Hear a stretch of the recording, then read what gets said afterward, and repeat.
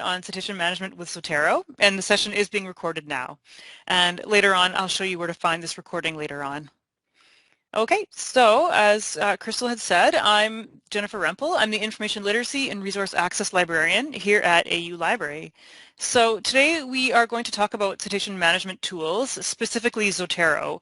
So we'll start with an introduction to what these tools are, and then I will show you more about Zotero. So I'll do some live demoing. I'll just show you briefly where you can go to get it set up, how you download it, and then I'll show you how to import citations and create bibliographies, and we'll talk a little bit about collaboration too.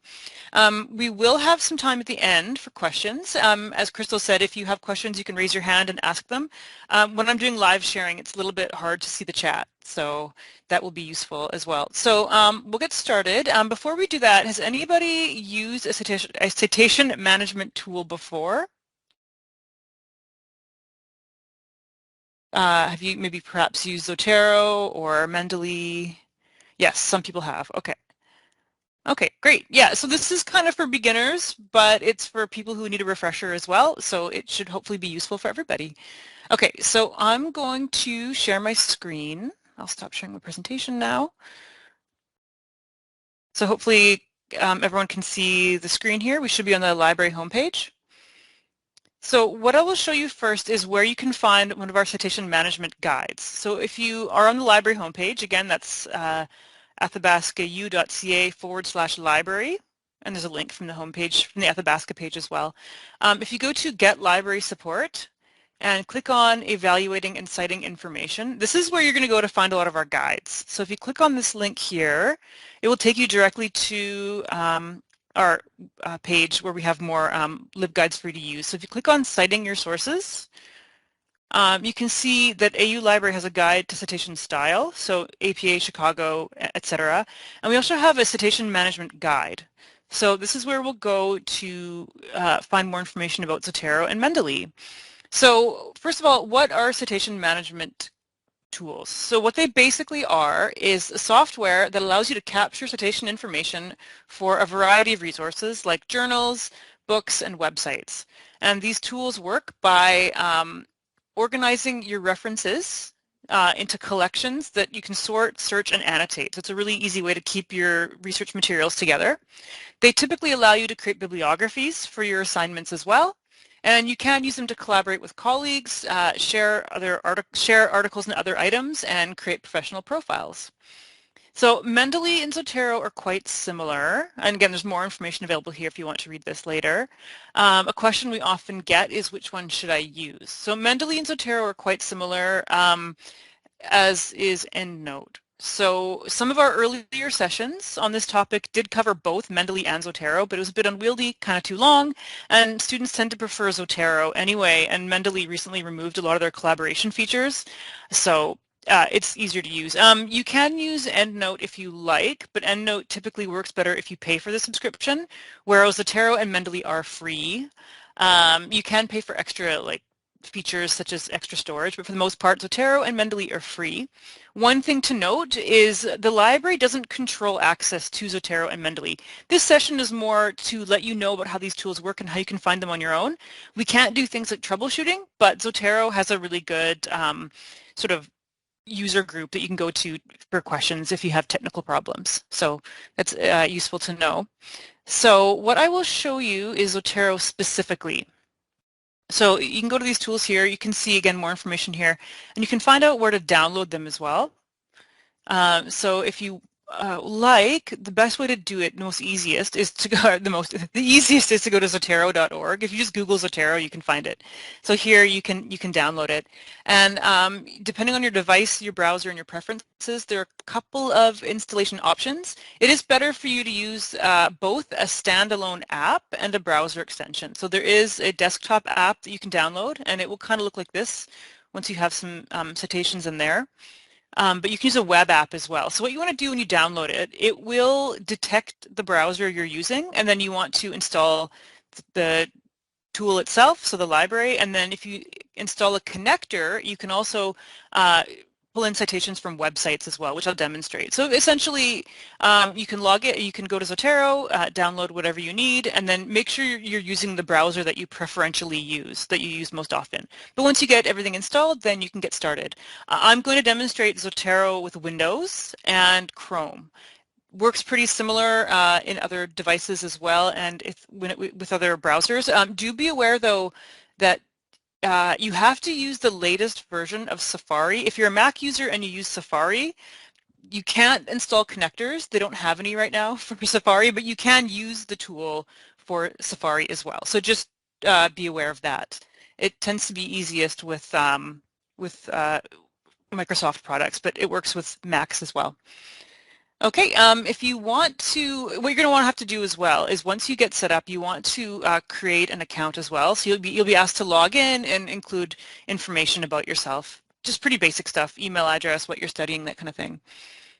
And once you will install everything, so once you have the connector installed, you'll see a little icon in your browser that will look like a little piece of paper. And we'll talk more about that later. But basically, once you have the desktop app installed, you can also create once you log in, just to recap, you can create an online library, which basically is the exact same. There's a desktop app and the online library that are connected.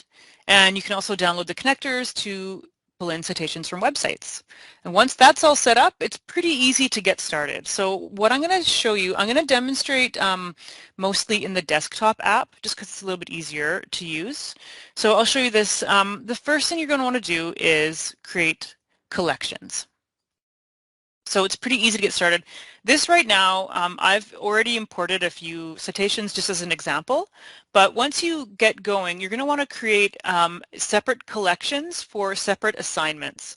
So for example, if you're writing an English paper, you'll create a folder or collection specifically for that assignment, because later on when you create your bibliography, you want to make sure that everything's in one place for that specific thing.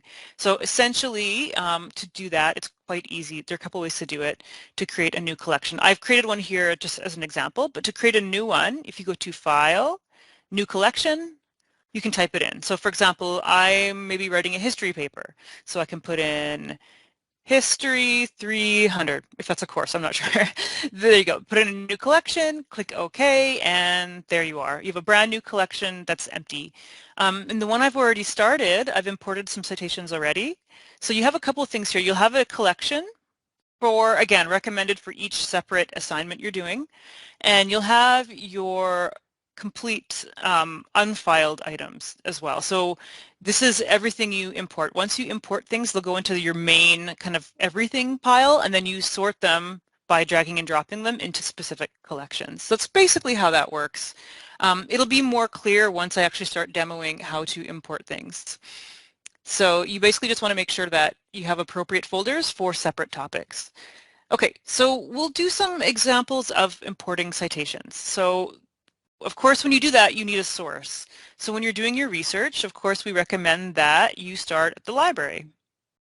So in my example here, I'll show you, my folder is thesis. The topic is open access. Again, this is just a sample. So if I'm doing searches on this topic for this thesis, I will go back to the library, for example, and I'll do a search. So again, this is Discover. This is our default search on the home page. I hope you're familiar with it somewhat. It searches our library, login, our library collections, and that shouldn't happen. Apologies for that. Sometimes you got to go back and do it again. Yeah, that occasionally will happen. So in my sample search, I'm going to look for the topic of open access publishing, for example. So we'll do open access, and we'll just do a quick search. Again, these are all just samples to show you how it works. Okay, so again, Discover, it shows you items from our collections, like our ebooks, and also articles. So if I'm going to cite an article, and again, this is a very broad topic. Your searches are going to be more specific when you're actually doing them, but this is just for showing you how it works. Okay, so for example, this looks interesting to me. So I want to use this paper in my thesis. So what I'll do is I will go to the full record. So again, this is just a sample of how it might work. So once you again, have your topic, you're making sure you want to import it into the specific folder. So in this case, this article looks useful. I think I'll cite it in my paper. So to pull it into Zotero, I go to the cite function here. Again, open the complete record and click on export. Not cite, sorry about that, export. So it gets a little bit confusing here. In this case, so we have a bunch of different databases and different places to find articles. And I'll show you different examples. Generally speaking, the databases, they're going to look a little bit different, but they will have similar export functions.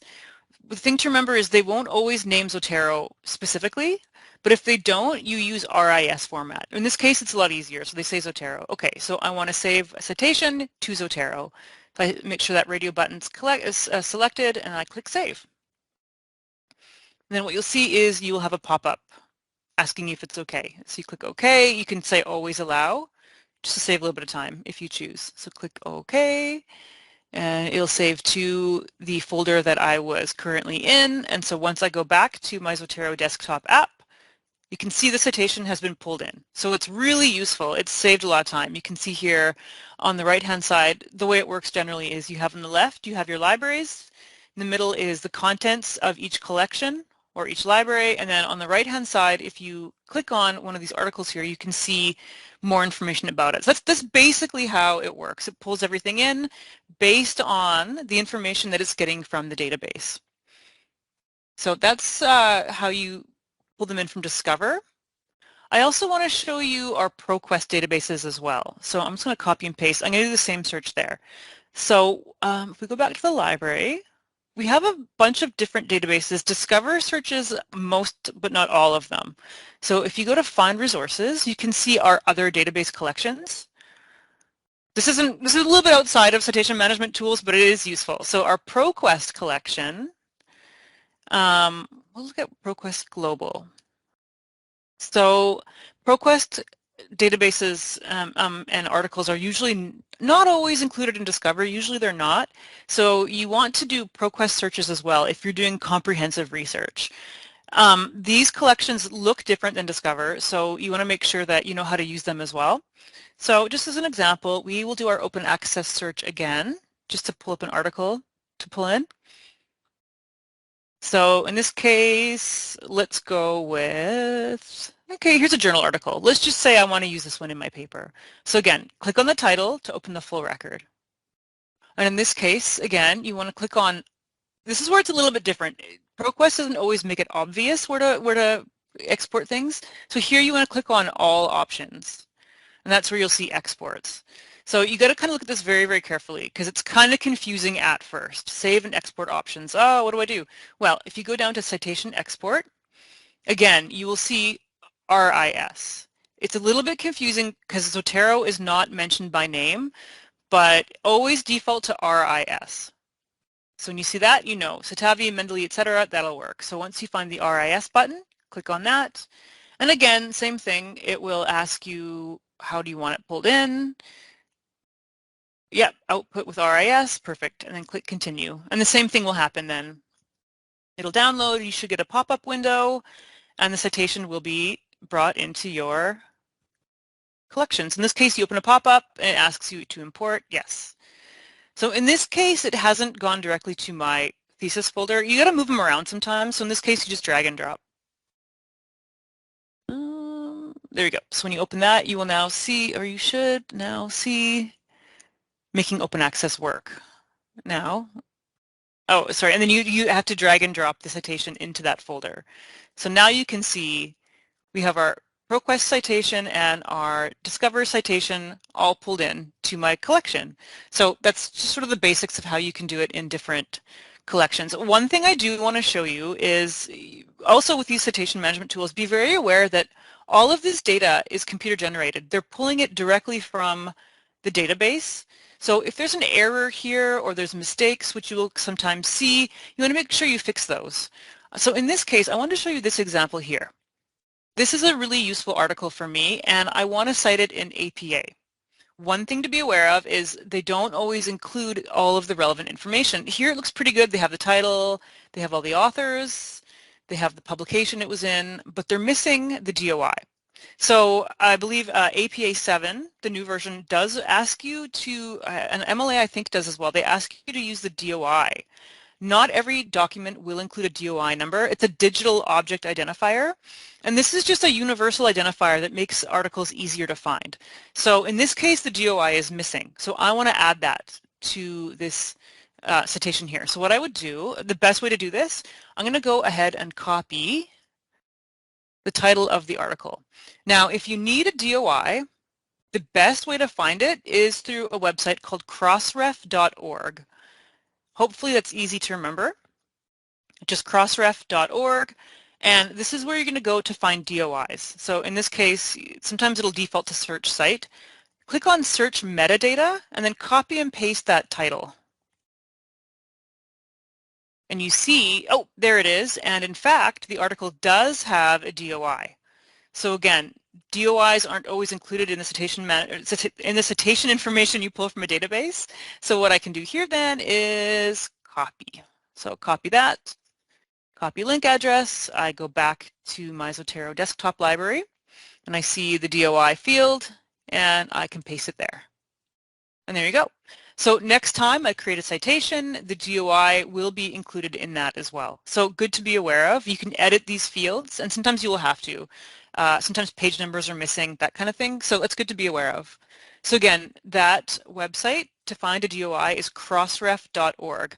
Not every item you're going to use has a DOI, so do be aware of that. Sometimes older articles that were digitized a long time ago or that are from the 80s or 90s or later, they won't always have a DOI. So if you can't find the DOI in Crossref, probably doesn't have one, don't worry about it too much. Another place I want to show you where you can pull in citation information is from Google Scholar, because Google Scholar makes it very convenient as well to do this. So again, we're kind of going through a little bit quickly, but I'm just showing you the basics of pulling in citations. So I'm doing some Google Scholar searching and I want to look at, and I've searched myself for a reason, I'll show you that later, but anyway, I've searched for open access and scholarly communication, and if there's an article I like that I want to use, what looks useful to me, we'll go with this top one here, just as an example. So you can do, click on, again, the Cite button right below. Also, Google Scholar is also useful if you have a citation and you want to just find it really quickly. You can do a title search in Google Scholar, and that's pretty quick as well. But we'll click on Cite. And again, I'm showing you this because, again, it's not obvious how to pull it into Zotero. In this case, they use the term refman, just means ref manager. Zotero isn't named specifically like Endnote or RefWorks are. So if you click on refman, again, it's similar to RIS, click on this, and again, the same thing. You can click on always allow if you like. So you have that connector. We'll click OK. And you can click specifically which folder. If I want a different folder, I could choose that. But I actually do want this folder. So I click that and I click Done. And again, when I go back to my library, this article should be now imported into my folder. And it is, I believe this one. Yes, so there we go. So it does pull it all in. And again, if I want to go through and edit the information, I can do that. So again, pretty easy to do.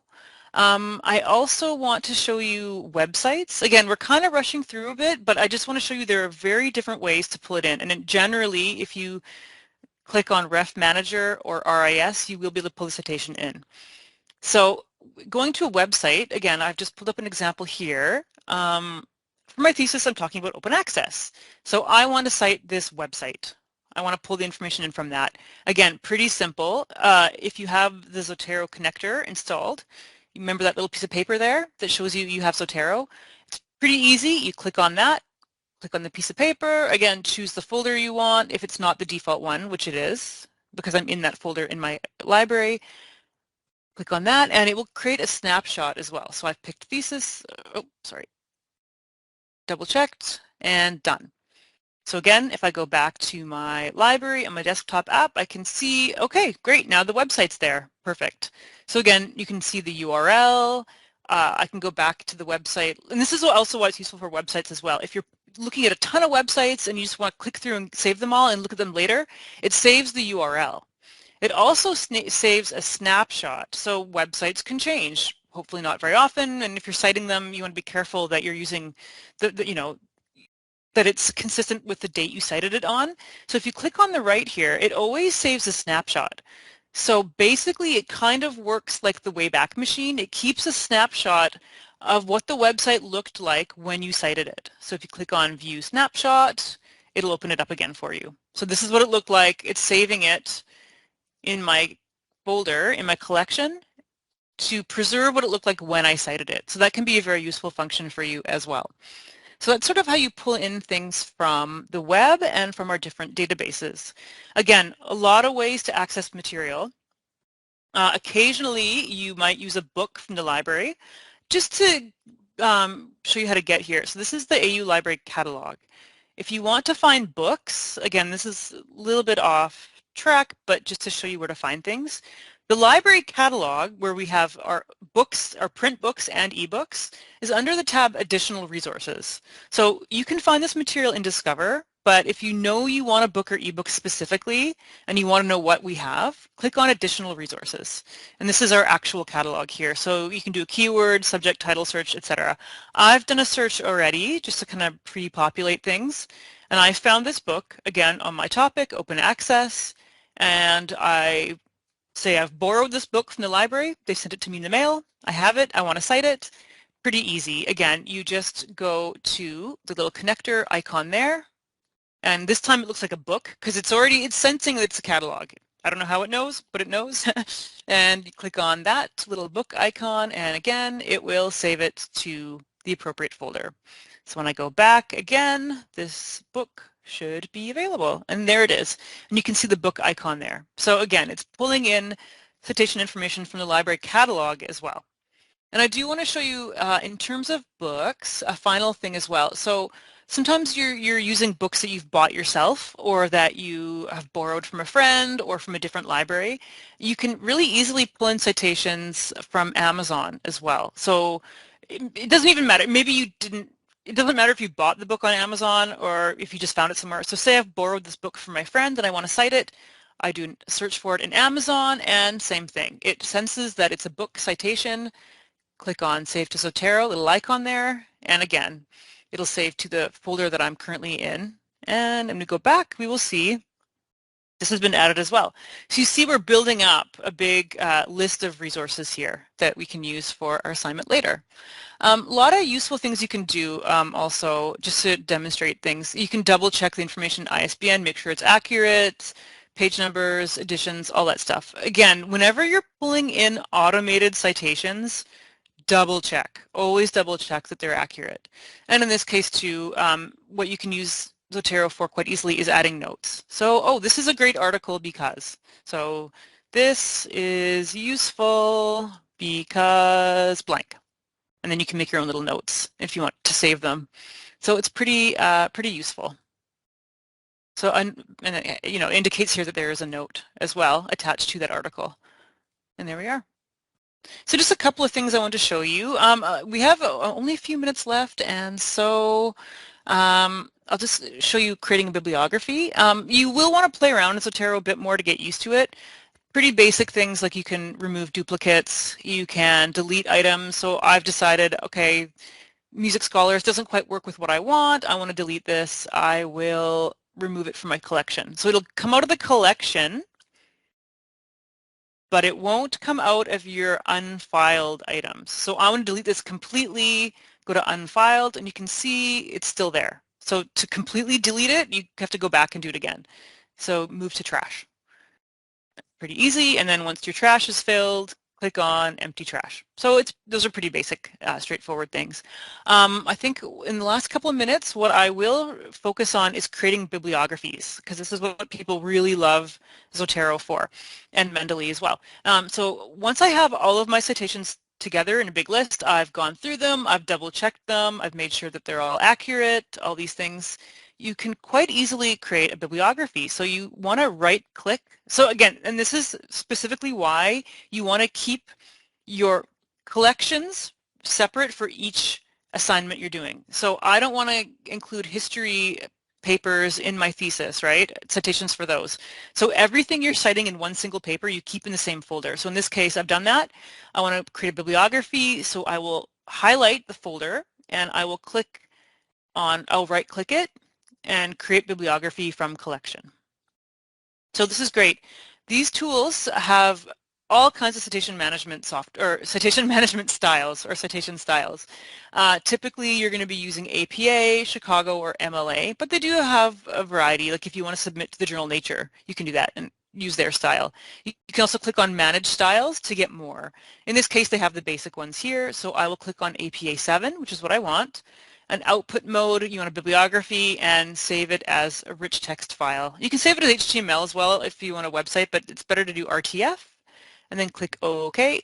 And provided that you have Microsoft Word, so you can save it to your desktop, which I will do, and I'll go back and open that folder, or that file again, rather. And you'll see my bibliography has been pre-populated. And it's great. It's already in alphabetical order and everything.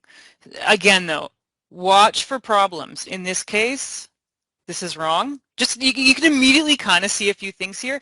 It's basically, as I said, it's automated by computer. It's just pulling in the information that it has. So you will see things like, oh, okay, the page numbers here are missing. I got to fix that. This line shouldn't be here. All these things. So again, it's saving you a lot of typing, because it's pulling up a pretty good bibliography already. So it's really, really useful. But do be aware, double check everything. One thing I want to let you know about too is if you get it from one of our subscription databases, in APA 7 you don't want to include links to databases that are subscription only, because the purpose of your bibliography is so people can find the item. That's why DOIs are preferred. So again, you want to go through and just double check all your citations to make sure that they do conform to the citation management style that you want to use. So again, just be aware of that. It does save a lot of time. You can also add citations within a document. So I'll just show you a quick example of that too. So we'll create a new blank document. I'll say open access is such and such, and I want to cite a source. So in this case, I've gone ahead and I've already installed the Zotero plugin. Again, you can do that online. If you install the Zotero Word plugin, it's very handy because once you have that in, you can see that it'll show up on your toolbar in Word. So I've clicked on Zotero here and it says add citation. So in this case, it's adding an in-text citation. Again, I want APA style. So go OK, and then what it should do is, oh, it says citation, and you go classic view, and it'll pull up all of your citations. So okay, open access is what? What is it? I'm citing the UNESCO page here. So I'll click on that. And actually, that's not a very good example. This shows you more information. So I click on the item I want to cite. So again, make sure you know what you're citing. I'm citing this paper by Wakeling. So I'll click on that and I'll click OK. And you'll see it just pops in the citation in the text. But one thing you got to be aware of is if there are page numbers, you have to put those in manually. So what I suggest is the in-text citation is useful if you're doing it really quickly.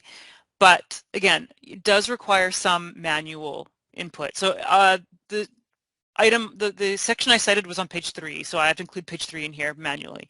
But that's the basics of how that works. So it's pretty useful in terms of making things really fast for you for creating bibliographies and for in-text citations.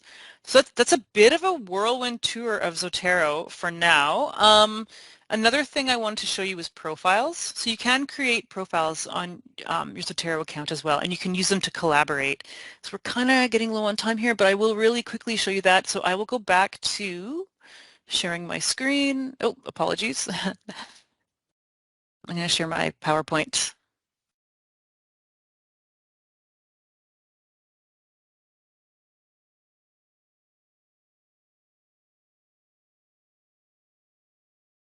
It's just taking a second here, because I do want to show you really quickly the collaboration aspect. This is mostly for what I've shown you just now was, you know, managing your own citations. You can use Zotero to share. I don't know if people how often I've used it before with in groups. So for example, I've collaborated on papers with other people. So to do this, I hope you can see this. It's a little bit small. This is the Zotero web app. So when you go to the web app, you can do it in your desktop and web app. It's a little bit useful on the web. If you click on that little group link at the top there, you can create a new group. So this is all pretty straightforward. You click on groups. It looks old school, but that's what Zotero looks like. So it looks a bit different than web app. But yeah, create new group. And you want to give the group a title. And you can kind of name it different things. So it's a History 103 group because we're working on a history paper or whichever. So you can choose a name for it, and then you pick which type of access you want. Typically, you're going to want a private group. You can have it public where anybody who uses Zotero can see it, but usually you're going to want to click private membership, and that way you have more control over who can see what in your account. So yep, create the group once you've decided on the privacy and access.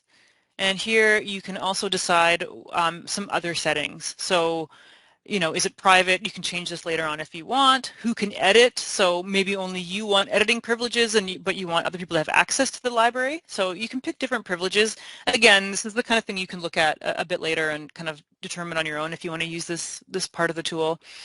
But once your group is created, it's pretty useful because you go back and you can see them all. And this is the group I created just as a sample here. What is useful for this specifically is you want to be able to invite people to it. So if you click on Zotero groups and go into the group, you can manage the profile. So here's where you can maybe, what's the group about? What topic is it? Do you want a special picture to illustrate the group? Whatever. You can change settings as you like. The main thing is being able to invite people. So if you're collaborating with people on a specific paper or assignment and you want to use Zotero in this group, you go to Manage Members there. And there you can send invitations. So what you're going to need for this is either, and this is a little bit hard to see, you're going to want somebody's Zotero username or their email address. Either way. So if you have their email address or their username, you can type it in there and search, and then you can send the invite. So in this case, it was my colleague, Joanna. I invited her to the group. She accepted it. So once you can see the list of current members, you can actually change their privileges too. So I want Joanna to be an admin, then she can edit and add articles. Or if she's just a member, she can look at articles but can't change or add anything. And if you want to remove somebody from a group, you can as well. So just a couple things you can do there. And here you can also see messaging. So you can do in-app, in Zotero messaging. Again, I didn't use this very often when we collaborated, but you can if you choose. You type in a message and post it, and you have a little inbox in there to see all your messages. So it's pretty straightforward. And again, you can add items to your group library in the exact same way you would import any other citation. It'll just be a separate collection. And I can show you here, I have a couple of group libraries just to illustrate that. So we did a collaboration with a couple of people and we wanted to share all of our information here. So that's what we did. So you can create your own little libraries that you can use to collaborate with people and share information. So that can be quite handy. Oh, and I realized I wasn't sharing my screen as I showed you that, but I can show you again later if we have questions. But okay, so just moving forward, it's pretty straightforward. You can see your profile and your messages there too. You can create a Zotero profile that other people can see, other Zotero users can see if you choose. You have to have a profile basically to have an account, but you don't need to fill it in if you don't want to. So if you like, you can edit your profile, you can add pictures, you can add information about yourself. So if you choose to, you can do that. A little description of who you are. If you want to use it for networking, I don't think people do very much, but if you choose, you can.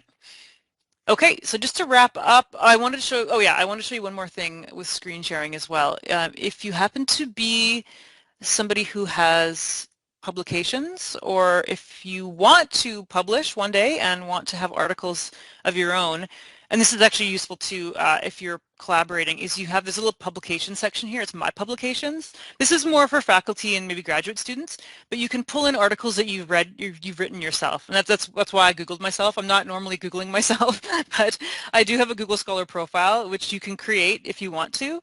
And so I have some publications here and I want to include them. So again, straightforward. I want to pull this into my personal publications section here, and again, same thing. When you're pulling in from Google Scholar, it's pretty easy to do. Click on Reference Manager, click OK. And what it will do, it's a bit different. If it's published yourself, they want to confirm that in fact you did write it. So I'll go here. It should be asking me, let's try again. Because it should ask if no, not to my library. I want to go to more. In this case, My Publications. It is not allowing me to do that. That's strange. Okay. Well, anyway, normally when you pull in a citation for your own articles, a pop-up window will ask you, is this actually something that you've written? So unfortunately, I don't know why it's not working, but anyway, good to know. If it does work, it will ask you specifically. Let's just try one more time and we'll see. At least we'll pull it in anyway. Done. Okay. So hopefully it'll go to my unfiled. So unfiled items can be moved. Oh yeah, and here it is. So I pulled it in. And then, so in this case, I want to drag and drop to mine. And then it asks you if you created the work. They're relying on you to be honest. I'm sure most of you are, because you want to showcase your own work and then add to my publications. And it'll include it. And here's a good example too of duplicates. So we want to get rid of duplicates. Okay, we see where they are. We can delete these. So anyway, so that's the basics of using Zotero. Pretty whirlwind little tour here, but I hope that was helpful and that it gives you some ideas of how to use these tools to collaborate. Yeah, so I guess we have some time now for questions if anybody has them. I'm happy to answer those. I can do some more screen sharing if you have anything specific.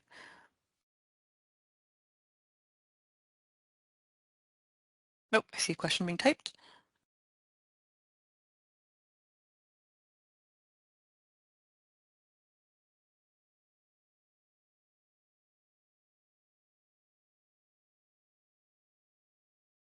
Yes, you should be able to change the item type category. If you go into your, oh, and I'll share my screen again. Okay, yeah, so in this case, yeah, you can do that. Let me just see, I don't know if I have any examples here, but you should be able to, like it'll say item type, you just edit it here. So it's actually an email, it's a document, and there's, again, tons and tons of options. Is it a broadcast? Is it a video recording? Is it a web page? You can edit basically any facet through this. So it's extremely useful. Yeah. Also, you can import things manually. Like if there's something if it's an ancient book or tome that you can't find in any library, it can't find a citation online, you can do it manually too. So you can go file and then new item, and then you can pick, okay, I want to cite a book. So you can do things manually. Type in the title, type in author, first name, last name, everything. And in general, you want to make sure that the information you have is as complete as possible. What is extremely useful with Zotero, which I should mention too, is because you can pick different citation styles, it makes it really easy. Sometimes when you submit articles to a journal, for example, they want you to use a different style. So maybe you've done an assignment using APA and you want to submit to a journal and they want MLA. Okay, well, that's frustrating. At least you can, the bibliography part, you can at least really easily convert. When you're writing a paper, that's a bit of a different story. You have to do that manually, but if you want to convert a bibliography, you can just do it in different styles. Again, that's why you want to make sure the information here is as thorough as possible because different citation styles have different requirements. So in APA, for example, you're going to use last name, first initial, whereas MLA, you use the full name. So just make sure that this information is as complete as possible so you can make bibliographies using different styles as well, if that makes sense. Yeah, I'm happy to answer any more questions. Oh, a couple of things didn't let me change that. Okay, that's strange. Yeah. Maybe look into that with Zotero if you have issues, because you should be able to, on the right-hand side, just edit anything, any facet. Oh, I also wanted to show you real quick the library homepage if you want help. And I was going to show you where to find this recording later on as well. So the library does have a YouTube channel. If you literally Google Athabasca University Library YouTube, you can find it. I can paste a link in chat. So this is where we put all of our videos. So our Developing Your Research series is all on here. So all kinds of videos. This recording will go up in the next couple days probably, and this is where you can find it later on. So that's useful. And I also, yeah, so I'll put that in chat. Oops. There we go. And if you want to contact the library for help, there's a couple of ways to do that. So just to wrap up, I suppose we operate 8:30 to 4:30, Monday to Friday Mountain Time. So to get in touch with us, there's a couple ways you can do it. We have our chat feature. Chat is operating 3 days a week, so from 10:30 to 2:30, Tuesday, Wednesday, Thursday, so 3 days a week. Always got to remember that. And that's when it's available, it'll pop out. So you can ask questions. And to contact us, just go to About AU Library, and you can find all of our information here. So you can find mailing address, our hours. questions should always, feel free to email me if you have specific questions about Zotero, but it's better to go through the library itself. So if you go to the library information desk, library@athabascau.ca, that way your email will be routed to the correct librarian or staff person. You can call us as well, many ways to get in touch, and we have forums too. So research questions, research help, technical problems, all kind of stuff. And I did want to point out again where to find our guides. So get library support.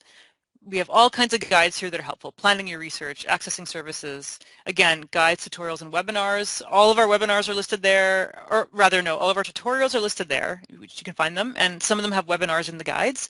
And again, for this guide, evaluating and citing information, you can go and find citing your sources, and then you can look at our citation management guide, which I showed you before, and I'll put the link in the chat as well.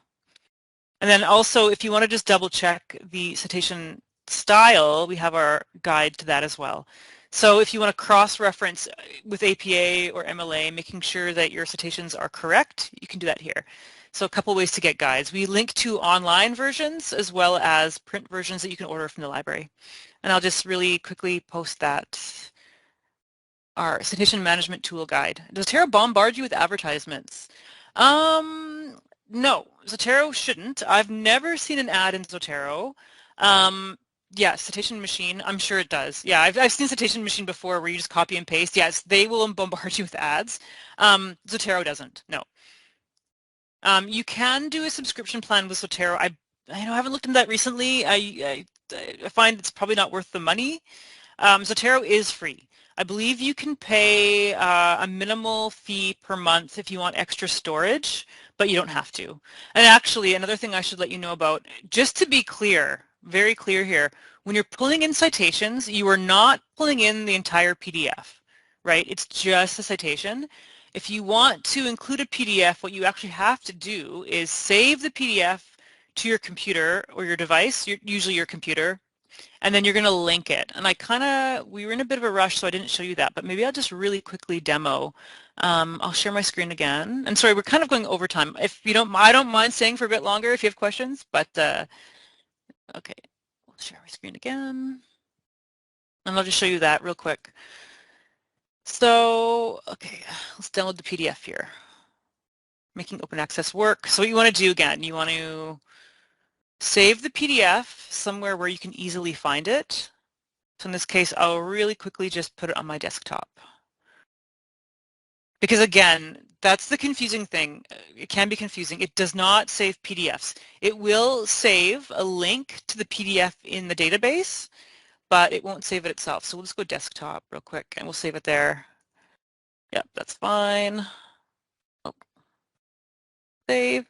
Making open access work. And so what you want to do then, if you choose, this will take up storage space though, so do be aware of that. So making open access work. Again, just the citation has been pulled in, but I do want to include a link to the PDF on my computer. So do be aware of that. It's linking to the PDF on your computer, not into the cloud or anything like that. It's a desktop app pulling things in from your computer. So to do that, I click on the correct citation. There's a little icon here. And you can attach a link to URI if you want, but what you're going to want to do is attach a stored copy of a file or a link to the file. So I'll go attach link to file because it's my desktop app, and so I can find the article. It was on my desktop, and it was a PDF, which I said to save it somewhere where it's easy to find. Oh, there it is. I was missing it. Okay, so that's the correct PDF for the correct citation. I click open, and there you go. It has a link. But generally speaking, it does not automatically save the PDF. It will save a link, or it'll have the DOI, which we added. It'll show you where you found it, but in this case, you can, if you choose, save the PDF. Again, this will take up a bit of storage space, but it's mostly storage on your computer. So don't have to worry about it too much. If you're making a lot of use of the web app, you can save things on there as well, but again, that takes up more storage. So generally speaking, Zotero is free, so it's fine to just use that. If you choose to pay for more storage, you can, but most people I don't think do. Okay, so let's see if more questions. Delete the PDF. No, that's a good question, actually. If you delete the PDF, it's gone. So like I say, it's all just linking to it. Like it's linking it to the file. So again, this is my desktop, not my online library, my desktop app, and I'm linking it from here. So it is just linking it to the PDF that I've saved. So do be aware of that. It's not storing the PDFs directly, although again, pretty easy to find once you have the citation information as well. And I think I had another question too. And I'll hang around and answer any questions, but we will stop the recording just so that that'll be complete. So